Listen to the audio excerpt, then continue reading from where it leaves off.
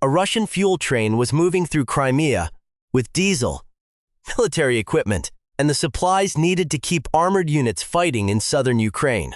It may not have looked as dangerous as a tank column, but on the battlefield, fuel can decide whether an armored force keeps moving or becomes a line of silent machines. Ukraine had reportedly watched the train closely and waited until it entered an area where Russian air defense coverage had become weaker. Images released by Ukraine later showed the primary unit striking locomotives, fuel tankers, railway cars, and a Russian Kasta 2E2 low-altitude radar inside Crimea. At almost the same time, Ukrainian Special Operations Forces said they had destroyed a railway bridge near Rozdolny over the North Crimean Canal, then returned to strike the equipment sent to repair it. Taken together, these attacks suggest that Ukraine was not hunting one train. It was targeting the network that moves fuel and military supplies across Crimea toward the southern front. How did Ukraine create a path for the drones?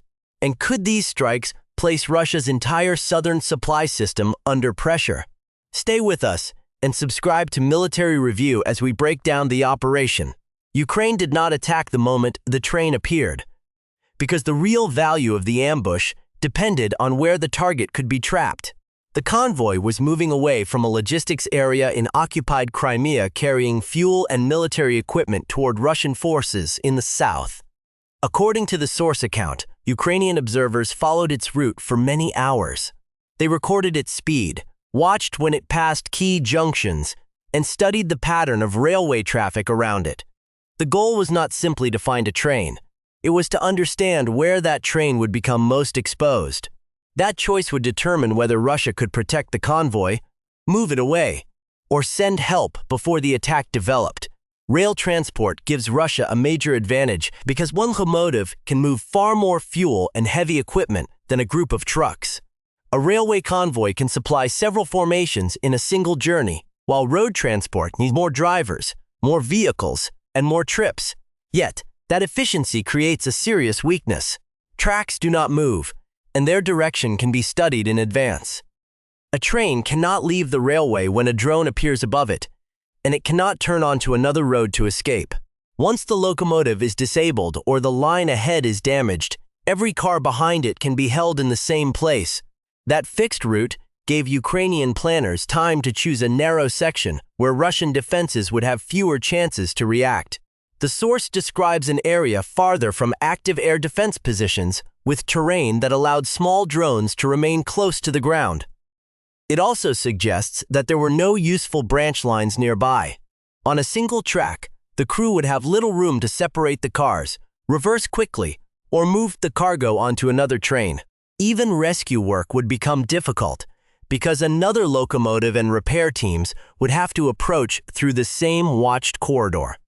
The public evidence should still be treated carefully. In a report released on June 30th, Ukrainian intelligence said the primary unit had struck 2 freight locomotives, 6 fuel tankers, 3 fuel rail cars, and military equipment being carried by rail across Crimea. That statement supports the wider picture of a campaign against Russian logistics, but it does not prove that every listed target belonged to one convoy. The source transcript describes 18 tanker cars, yet that number has not been confirmed by clear public footage or a separate official account. The safer conclusion is that Ukraine hit several important railway assets, while the exact size of the train remains uncertain. What matters most is the method behind the strike. Ukraine appears to have combined local observation, drone surveillance, route analysis, and patience. The operators did not need to search the whole peninsula after launch. They already knew the likely path, the expected timing, and the section where movement would be restricted. This reduced the distance between finding the target and attacking it, which is one of the central advantages of modern drone warfare. Intelligence shaped the battlefield before the first aircraft entered the area. The train therefore became vulnerable long before any explosion. Its schedule created a pattern, the rails limited its choices, and its heavy cargo made rapid escape impossible.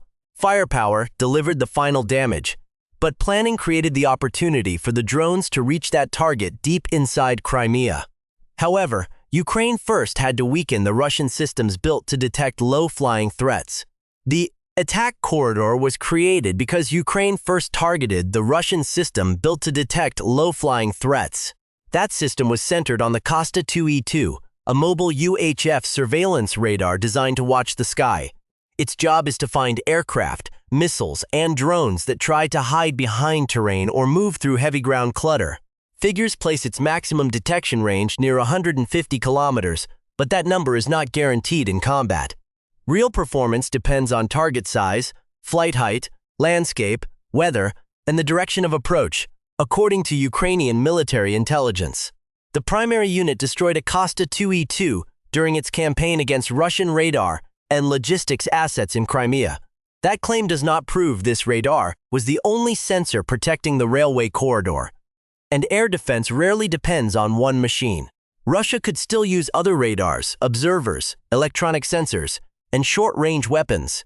Yet, removing one low-altitude station can open a temporary gap, especially when nearby systems are covering other directions.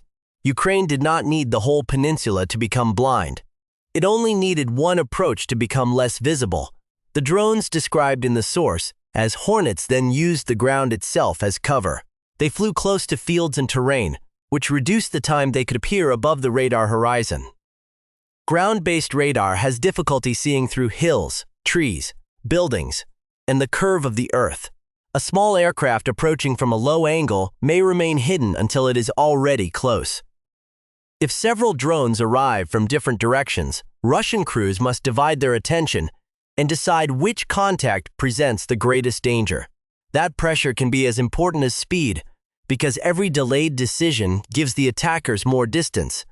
Russia still had another defensive layer. The source says an electronic warfare system attempted to disrupt satellite navigation and the control link between the operators and the incoming aircraft. That is a common response to long-range drones. Jamming can fill parts of the radio spectrum with noise, while spoofing can feed false position data into a navigation receiver. A drone that depends completely on GPS or a live video connection may lose direction, miss the target, or crash before reaching the final point. The campaign was described differently.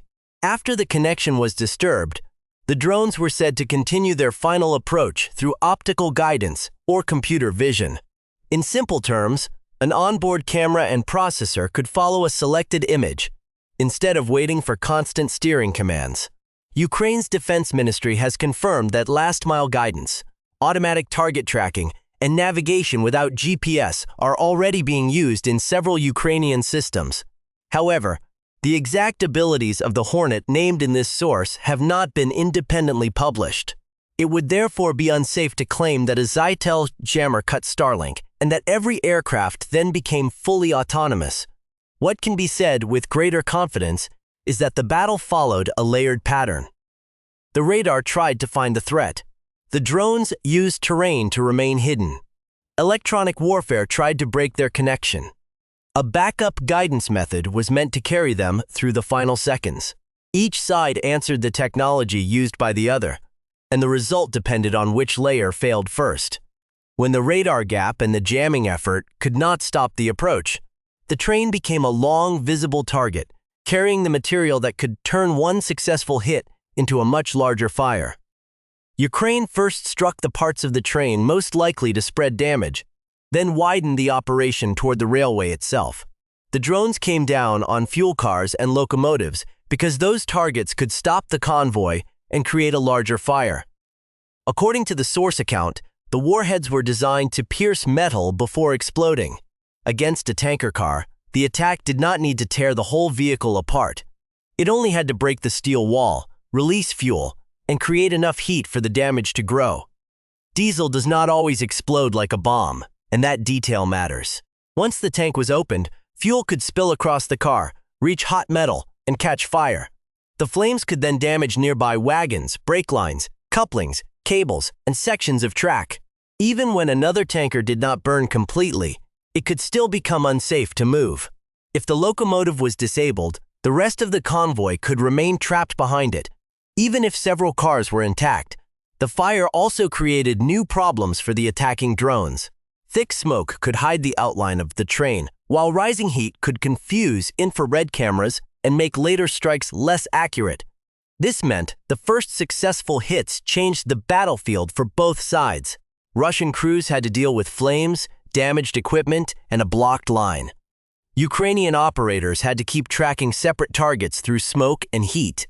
The attack was no longer a simple line of drones diving on a clear object. It had become a fast fight inside a burning rail corridor. Ukraine later said the primary unit destroyed 2 freight locomotives, 6 fuel tankers, 3 fuel rail cars, and military equipment transported by rail in Crimea. Those figures support the claim that the strike caused serious damage, but they do not prove that the entire convoy was destroyed.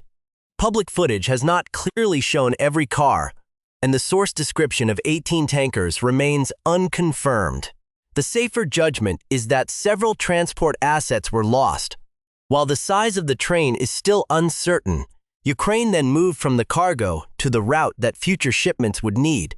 Near Rozdoln, a railway bridge crossed the North Crimean Canal and formed part of a line used to move supplies across the peninsula. Ukrainian Special Operations Forces said drones damaged the rails and brought down one span during the night before June 22nd. When repair equipment arrived, resistance sources reportedly passed on its location.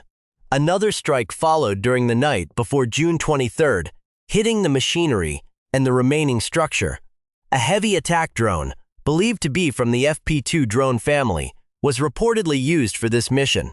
One known configuration carries a warhead of about 105 kilograms, far more than the smaller drones used against the train.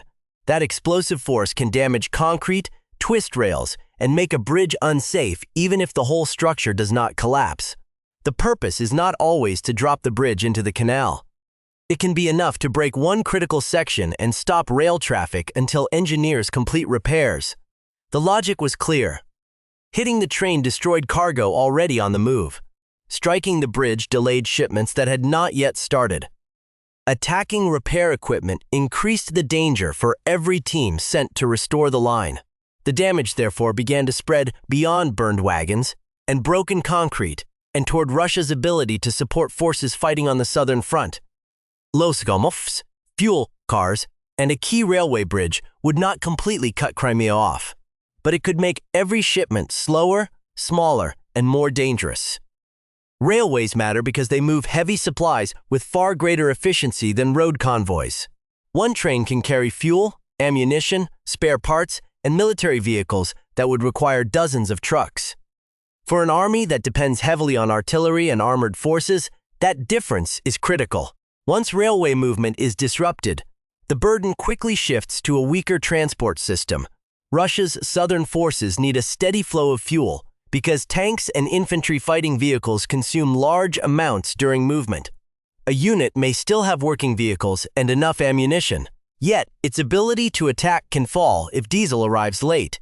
Commanders may have to reduce patrols, delay the movement of reserves, or keep recovery vehicles closer to their bases. These choices do not stop an army at once, but they narrow what it can safely do. That is how a transport problem begins to affect battlefield decisions.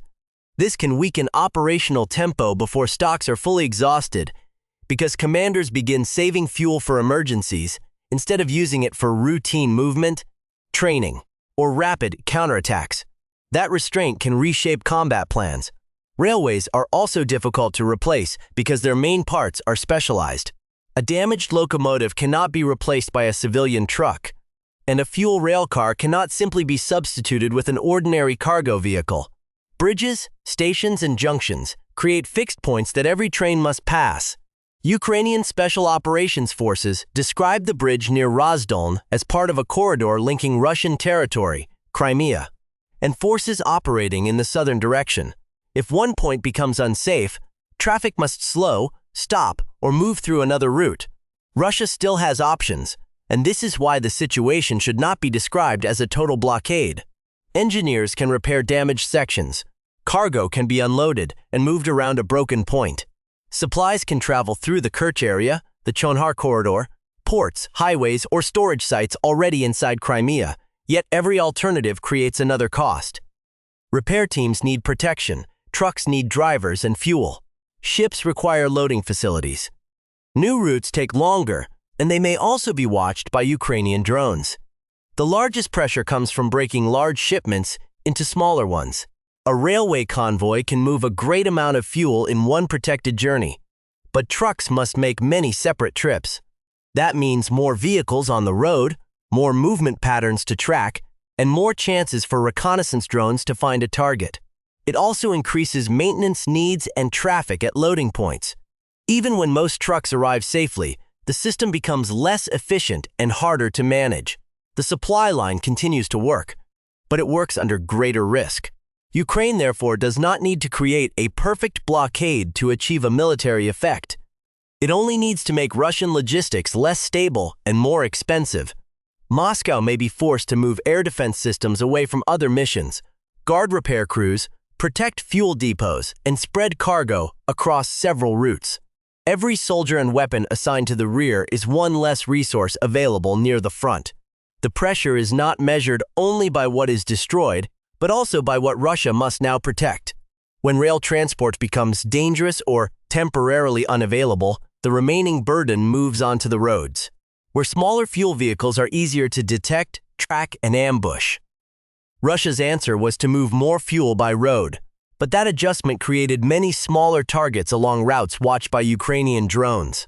The R-280 highway links Russian-held areas in southern Ukraine with Crimea, and it has become more important whenever rail traffic is delayed. Trucks can avoid a damaged bridge and use different roads, yet they carry far less than a train.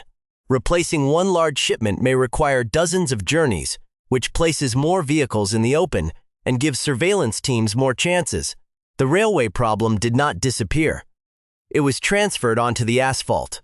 Some Russian soldiers and military bloggers have described parts of the R-280 as a highway of death because vehicles can be watched and attacked for hours. Ukrainian units have also claimed that cargo traffic on the route fell by 71% during a 2-week period, although that figure has not been independently confirmed. The road remains usable, but every driver must consider drones, mines, damaged pavement, and the risk of stopping beside another burning vehicle. A transport corridor can still exist on a map while becoming unreliable in practice. According to documents and accounts cited in the source, Russian forces tried to make fuel movements harder to recognize. Military tankers were reportedly repainted or changed to look like civilian cargo trucks. Some vehicles were fitted with false structures that made them resemble milk carriers, while larger loads were divided among smaller trucks. A hidden tanker may survive longer, but spreading fuel across many vehicles also requires more drivers, escorts, maintenance, and time. The pressure was no longer limited to military units. Fuel lines appeared in Crimea, alongside purchase limits of 20 liters per person and QR codes linked to vehicle number plates. Reports also described temporary shortages of sugar and limits on buckwheat purchases, although war shells were later restocked, and there was no sign of panic. These conditions showed how attacks on military transport could reach civilian life without cutting the peninsula off completely. When the armed forces receive priority, ordinary drivers and businesses are often the first to face restrictions. Russian-installed authorities suspended gasoline sales to civilians and reserved available supplies for government and essential services. Ukraine has openly described its wider drone campaign as an effort to isolate Crimea and weaken the routes that support Russian forces. 2 main corridors have come under pressure: the connection through the Kerch Strait and the land route across occupied southeastern Ukraine. If both become less dependable at the same time, Moscow must rely on stored fuel, sea transport, and guarded road convoys. The source estimates that about 16 drones used in the operation cost roughly $80,000 in total. That number cannot be treated as a final audit, and the full extent of damage remains uncertain. Yet, the comparison still explains the logic of asymmetric warfare. The targets included a radar, locomotives, fuel cars, repair equipment, a railway bridge, and the cargo being moved. Their replacement value and the cost of interrupted transport could be far greater than the price of the attacking aircraft, even before security costs are added. The deeper burden comes after the explosions. Russia must deploy more radar and air defense, guard engineers, change train schedules, divide shipments, use additional trucks, and accept longer travel times. It may also have to limit civilian fuel so military formations receive priority. Ukraine does not need every drone to hit or every road to close. It only needs to force Moscow to spend more resources protecting the rear, while reducing the speed and certainty of supply. That is, when an ambush against one train begins to grow into a problem for the entire defense and logistics system supporting Crimea. This operation shows that a supply line does not need to be completely destroyed before it begins to lose military value. Russia can replace damaged trains, repair bridges, and move fuel by road or sea. However, every alternative demands more time, more vehicles, and stronger protection. Engineers must work under the threat of another strike. Truck convoys must travel farther and appear more often on roads watched by drones. Air defense units may also be pulled away from other areas to guard transport routes and repair teams. Ukraine appears to be building pressure through a chain of connected attacks. Radar systems are targeted to reduce warning time. Locomotives and fuel cars are struck to remove cargo already moving toward the front. Bridges are damaged to delay future deliveries. Repair equipment can then become another target, which makes recovery slower and more dangerous. This is where asymmetric warfare becomes powerful. Ukraine does not need more tanks, aircraft, or heavy weapons than Russia. It needs to identify weak points where a small and relatively cheap weapon can force Moscow to spend far more money defending the system around it. The effect is not measured only by what burns. It is also seen in delayed trains, longer transport routes, guarded repair sites, fuel limits, and commanders who can no longer trust that supplies will arrive on time. Even when the logistics network continues to work, uncertainty can reduce its value. Still, the situation should not be exaggerated. Crimea has not been fully isolated, and Russian forces in the south are not proven to be close to running out of fuel. Moscow still has storage facilities, alternative roads, sea transport, and a large repair capacity. What has changed is the safety of the rear area. A bridge, a tanker, or a locomotive inside Crimea can no longer be treated as a protected asset far from the front. Each one may become part of a wider campaign designed to slow Russian operations without a major ground breakthrough. The main question is no longer whether Russia can repair one damaged route. It is whether Moscow can keep every route open while Ukraine continues finding new ways to strike them. Subscribe to Military Review for more clear analysis of weapons, battlefield operations, and the political